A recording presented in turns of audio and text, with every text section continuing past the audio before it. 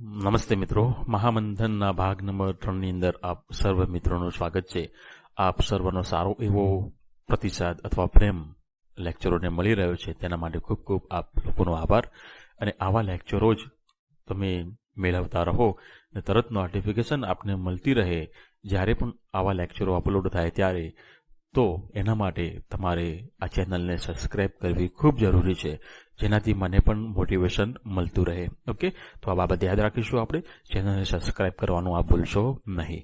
અને મહામંથનના ભાગની અંદર જે પહેલા જે ભૂતકાળમાં જે એક્ઝામ્પલ લેવાઈ ગયેલી છે એના એક્ઝામ્પલોનું અહીંયા સોલ્યુશન હું કરાવી રહ્યો છું અત્યારે.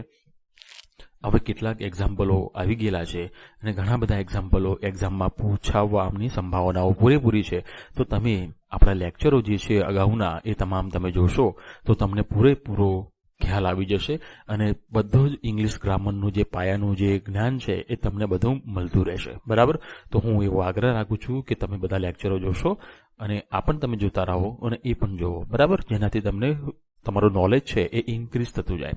તો અહીંયા પ્રશ્ન છે, હવે અહીંયા જે લોકો નવા છે બરાબર એ કહી દઉં છું કે રાઈટ સાઈડ જે એક્ઝામમાં પ્રશ્નો પૂછાઈ ગયેલા છે એ બધું નામ લખેલા હશે, તો આપ જોતા રહેશો. બરાબર, હું અહીંયા રિપીટ એ બધું કરીશ નહીં. તો શું કહે છે અહીંયા, find out the correct plural noun for knife. હવે આ નિયમ જે છે એ આપણે લેક્ચર નંબર 2 ની અંદર પાંચમા પ્રશ્નોમાં ચર્ચા કરી ચૂકેલા છીએ. બરાબર, ઘણા બધા પ્રશ્નો અહીંયા રિપીટ પણ થાય છે. રિપીટ એટલે કે એ જગ્યાએ કોઈ બીજો શબ્દ પૂછાઈ ગયેલો છે. બરાબર, એ જગ્યાએ અલગ શબ્દ છે ને અહીંયા પણ અલગ છે એવું કહેવા માંગુ છું. બરાબર, એનો મતલબ કે નાઇફ એ જગ્યાએ નથી આવેલો, કોઈ બીજો શબ્દ આવેલો છે. તો પણ આપણે જોઈશું. હવે અહીંયા શું કહે છે, અહીંયા બહુવચનનું રૂપ આપણે જોવાનું છે. તો બહુવચનનું રૂપ જે છે એ કોનું જોવાનું છે, તો નાઇફનું જોવાનું છે. બરાબર, હવે જ્યારે પણ આપણે આ નિયમ તમે જ્યારે મેં ભણાવ્યો છે ત્યારે મેં લેક્ચરોમાં ડીપમાં નોલેજ આપેલા જ છે. હવે ધ્યાન આપો, શું કહે છે અહીંયા કે જે નામના અંતે એફ અથવા FE હોય તો તેને દૂર કરી VES લગાવી બહુવચન બનાવો. બરાબર, હવે આ નિયમમાં જઈએ તેના પહેલા તમારે એક્સેપ્શન્સ તૈયાર કરી દેવાના છે. આ બધા અપવાદરૂપ નામો છે, આ એવા નામો છે કે જેને આ નિયમ સાથે કંઈ લેવા દેવા નથી. ધ્યાન આપો. બરાબર, મેં પ્રશ્ન નંબર 5માં પણ આની ચર્ચા કરી હતી અને અગેન ફરીથી તમને કહું છું કે તમારે પેલા એક્સેપ્શન્સ તૈયાર કરી દેવાના છે.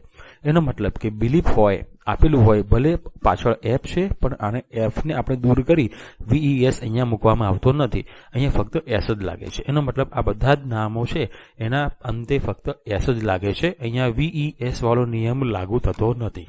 ઓકે, તો તમારે પહેલા આ તમામ નામો તૈયાર કરી દેવાના છે અને આ નામ બહારનું કોઈ આવે ત્યારે જ આપણે આ નિયમ એમાં લાગુ કરી દેવાનો છે. ઓકે, તો જુઓ શું કહે છે, જે નામના અંતે એફ અથવા FE હોય તો તેને દૂર કરી VES લગાવી બહુવચન બનાવો. એનો મતલબ કે આપણે નામ જોવાનું છે. ચલો, KNIFE, તો નામના અંતે F હોય, શું કહે છે આપણું F હોય અથવા તો FE હોય, આ બેમાંથી કોઈ એક વસ્તુ હોવી જોઈએ. Concept clear? તો અહીંયા F છે કે FE છે, તો FE છે. તો FE છે એનો મતલબ કે આપણે આને શું કરી દેવાનું છે, દૂર કરી દેવાનું છે. એને દૂર કરી અને પછી શું મૂકવાનું છે, VES મૂકી દેવાનું છે. ઓકે, તો પહેલા આપણે જોઈશું કે KNI કઈ કઈ જગ્યાએ છે. તો KNI અહીંયા પણ છે, અહીંયા પણ છે, અહીંયા પણ છે અને અહીંયા પણ છે. હવે શું હોવું જોઈએ, તો VES હોવું જોઈએ. તો અહીંયા FE છે તો આ નહીં આવે, FES છે આપણને નહીં આવે, VES ચલો મળી ગયું આપને. ઓપ્શન નંબર C આપણો જવાબ છે. અને છેલ્લે અહીંયા શું લખ્યું છે, તો FESS. Concept clear? તો આપણે તમારે પહેલા શું કરવાનું છે, પહેલા આ એક્સેપ્શન્સ જોઈ લેવાના છે અને તમારે તૈયાર કરી દેવાના છે. આના સિવાયના કોઈ નામ હોય તો આપણે આ નિયમ એમાં લાગુ કરી દેવાનો છે. Concept clear? ચલો આગળ વધીશું. હવે પ્રશ્ન નંબર 9 શું કહેવા માંગે છે, તો give the plural form of axis. Okay, એક્સિસનું અહીંયા આપણે શું કીધું છે, બહુવચનનું રૂપ આપો. તો અહીંયા મેં નિયમ સમજાવેલો છે કે કેટલાક એવા ગ્રીક શબ્દો, આ બધા ગ્રીક શબ્દો છે, એનાલિસિસ છે, ક્રાઇસિસ છે, બેઝિસ છે, પેરેન્થિસિસ છે, એક્સિસ છે, હાઇપોથિસિસ છે, ઓસિસ છે અને થિસિસ છે. ચલો, એક્સિસ શબ્દ આપણે અહીંયા મળી ગયો જે એક્ઝામમાં પૂછાઈ ગયેલો છે. તો આ બધા તમારે બીજા તૈયાર કરી દેવાના છે કે આ આવવાની પૂરેપૂરી સંભાવનાઓ છે. બરાબર, એક પૂછ્યું છે તો બીજા બધા આપણે ક્લિયર કરી દેવાના છે. તો શું કહે છે અહીંયા, કે પ્લુરલ ફોર્મ ઓફ એક્સિસ. એક્સિસનું અહીંયા બહુવચન ના આપો. આપણો નિયમ શું કહેવા માંગે છે? કેટલાક એવા ગ્રીક શબ્દો, એટલે કે આ બધા ગ્રીક શબ્દો કે જેના અંતે IS આવે છે. જો બધામાં IS છે, દેખાય છે? IS, IS, IS, IS, અહીંયા પણ IS, અહીંયા પણ IS અને અહીંયા પણ જો છે ને બધી જગ્યાએ. તો શું કે છે? IS અથવા કે જેને આપણે ઇસ્ક આવે અને તે IS ને દૂર કરી એને આપણે દૂર કરી દેવાનું છે. એનો મતલબ બધી જગ્યાએથી IS નીકાળી દેવાના છે. ઓકે, બધી જગ્યાએથી આપણે એને દૂર કરી દેવાના છે. ચલો, દૂર કર્યા બાદ શું કરવાનું છે? એને ES પ્રત્યય લગાડી દેવાનો છે અને બહુવચન બનાવી દેવાનું છે. એનો મતલબ ચલો AXIS, ચલો IS શું થયું? નીકળી ગયો. હવે શું લાગશે? ફક્ત ES પ્રત્યય લાગશે. તો આવું કઈ જગ્યાએ બને છે? જોઈ લો. AX અહીંયા છે, AX અહીંયા છે, AX અહીંયા છે, અહીંયા તો EX છે, તો આપણો તો નીકળી જ ગયું ડાયરેક્ટ. ચલો, એના પછી અહીંયા શું છે? ES. તો આપણો નિયમ આમાં લાગુ થાય છે. એનો મતલબ ઓપ્શન નંબર A આપણું કેવું છે? સાચું છે. અહીંયા જુઓ ESS નહીં આવી, અહીંયા જુઓ ISES આ પણ નહીં આવે. બરાબર, તમે સમજી ગયા છો. હવે તો જઈશું હવે આગળના નિયમ ઉપર. ચલો 10 નંબરનો ક્વેશ્ચન જોઈશું હવે.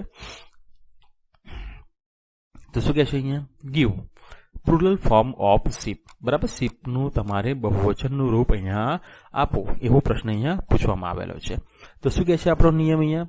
તો કેટલાક નામ એવા છે કે જેનું એકવચન અને બહુવચનનું રૂપ સમાન છે. કેટલાક નામ એવા છે કે જેનું એકવચન અને બહુવચનનું રૂપ સમાન છે. એવા જ લખાય, એમાં કોઈ જાતનું પરિવર્તન ન થાય, એવું કહેવા માંગે છે. જ્યારે આવા નામો એકવચનમાં આવે છે ત્યારે સિંગ્યુલર વર્બ લે છે અને જ્યારે બહુવચનમાં આવે ત્યારે પ્લુરલ વર્બ લે છે. એટલે કે વાક્યને સમજીને વર્બ મૂકવામાં આવે છે. જે નામો આ પ્રમાણે છે. હવે અહીંયા સિંગ્યુલર વર્બ અને પ્લુરલ વર્બની મેં ચર્ચા લેક્ચરોમાં કરેલી છે.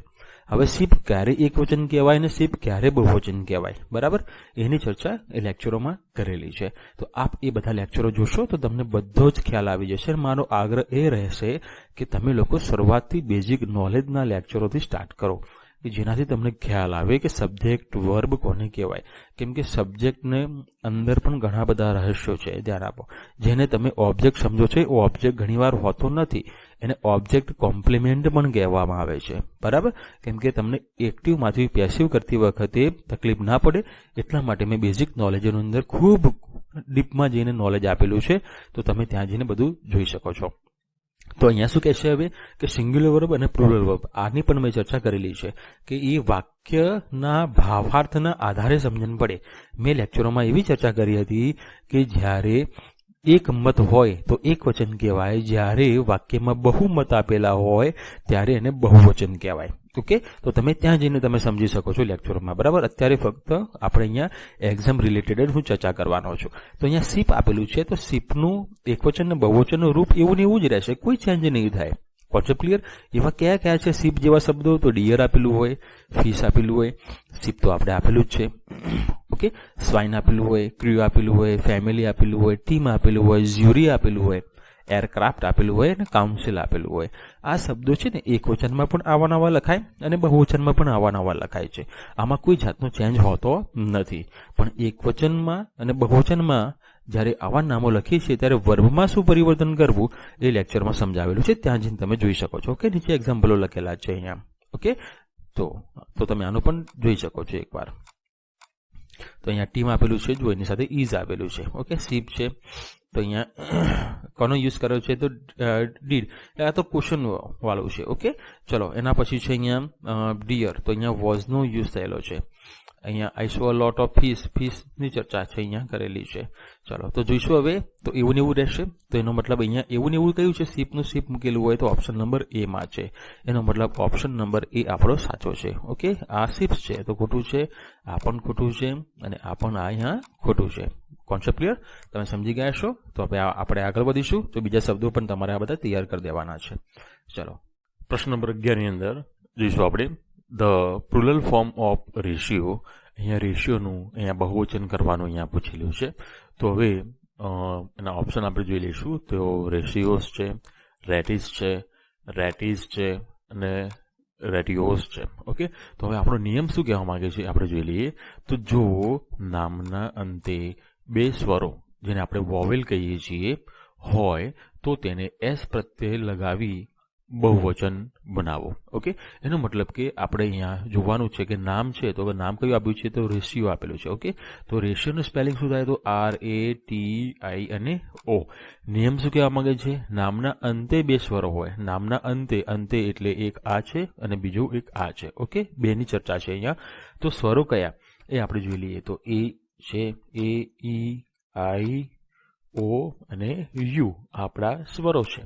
તો અહીંયા શું આપેલો છે? O. તો અહીંયા O આવી ગયો સ્વર અને એના આગળ શું છે? I. તો I પણ સ્વર છે. એનો મતલબ કે જે નામના અંતે બે સ્વરો હોય, બરાબર, બે સ્વરો આવી ગયા છે અહીંયા I અને O. તો શું કરવાનું છે? તો ફક્ત આપણે S પ્રત્યયમાં લગાડી દેવાનો છે. ઓકે, ફક્ત આપણે એમાં S મૂકી દેવાનો છે, S ઉમેરી દેવાનો છે. તો જોઈશું અહીંયા. તો જો અહીંયા RATIO.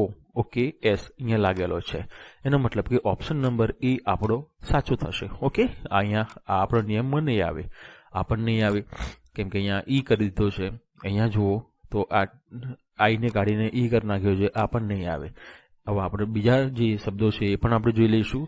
તો બંબુ છે, ઓકે, પોર્ટફોલિયો છે, વોવ છે, બી છે, રેડિયો છે, જૂ છે, કુકુ છે, સ્ટુડિયો છે અને રેશિયો છે. બરાબર, આ શબ્દો અહીંયા પૂછાઈ ગયેલો છે. તો તમે બધા સમજી જ ગયા છો. હવે તો આ કેવો નિયમ હતો? ઓનો નિયમ છે. અને ઓના નિયમની અંદર અમે એવું કહેવા માંગે છે કે પાછળના બે શબ્દો હોય એ કેવા હોય છે? તો સ્વર હોવા જોઈએ. તો આપણે આ નિયમ લગાડવાનો છે. ઓકે, ચલો બીજું એક્ઝામ્પલ O વાળું પણ જોઈ લઈએ. તો શું કહે છે? તો give plural form of photo. અહીંયા ફોટોનું બહુવચન કરવાનું અહીંયા પૂછેલું છે. ઓકે, ઉપર રેશિયો હતું, અંતે O છે, અહીંયા પણ અંતે O છે, પણ ઉપર કેવું હતું? તો એની ઓની આગળ શું હતો? સ્વર હતો. હવે અહીંયા જો ઓની આગળ શું છે? ટી છે. તો આ સ્વર નથી, આ તો વ્યંજન છે. બરાબર, તો એનો નિયમ કેવી રીતે લાગુ થશે? તો પેલા સમજૂતી જોઈ લઈશું આપણે.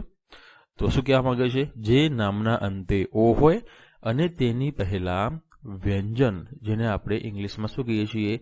કોન્સોનન્ટ કહીએ છીએ. ઓકે, હોય તો તેને ES પ્રત્યય લગાડવાથી પ્લુરલ બને છે.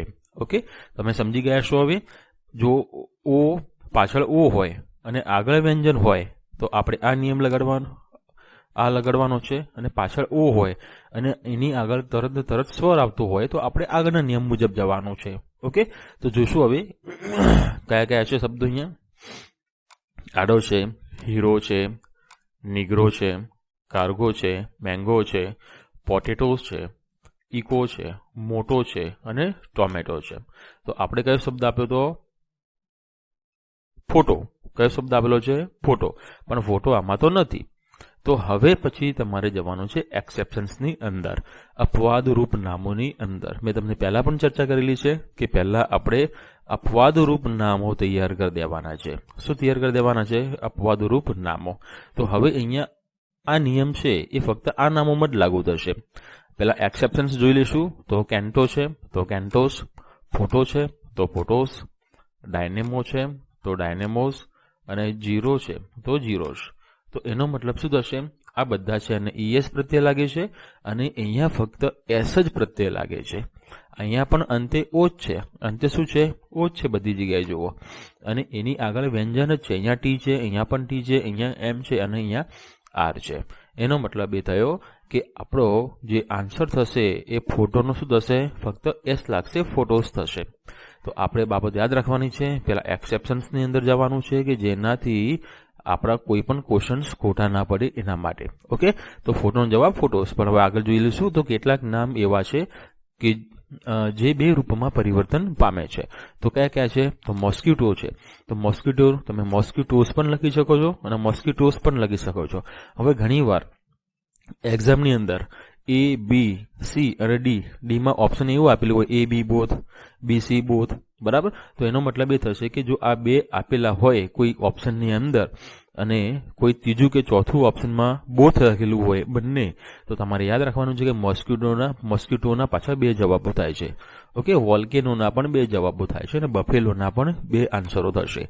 તો આ પણ બાબત તમારે યાદ રાખવાની છે. Concept clear? તો હવે તમે ખ્યાલ આવી ગયો હશે. તો ફોટોનો જવાબ શું થશે? તો ફોટોસ. ફક્ત S જ લાગશે એમાં. તો કઈ જગ્યાએ છે? ચલો આપણે જોઈ લઈએ. તો PHOTO. ઓકે, અહીંયા શું લાગેલું છે? ES લાગેલું છે. અહીંયા શું લાગેલું છે? ES. તો પહેલાનો આપણો આન્સર નહીં આવે. ઓકે, કેમ કે અહીંયા ES વાળો નિયમ નહીં લાગે, ફક્ત S જ વાળો લાગશે. એનો મતલબ આ નથી. ચલો, ફોટમ નહીં આવે. ચલો, ફોટોઝ. ઓકે, આપણો આન્સર મળી ગયો. Option number C. ઓકે, અને છેલ્લે D આ પણ નહીં આવે. તમે બધા હવે સમજી ગયા છો, બરાબર? તો હવે અહીંયા આટલા સુધી રાખીએ છીએ આપણે.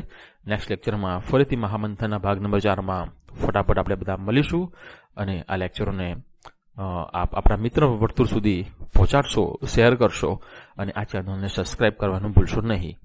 ઓકે, જય હિન્દ, જય ભારત.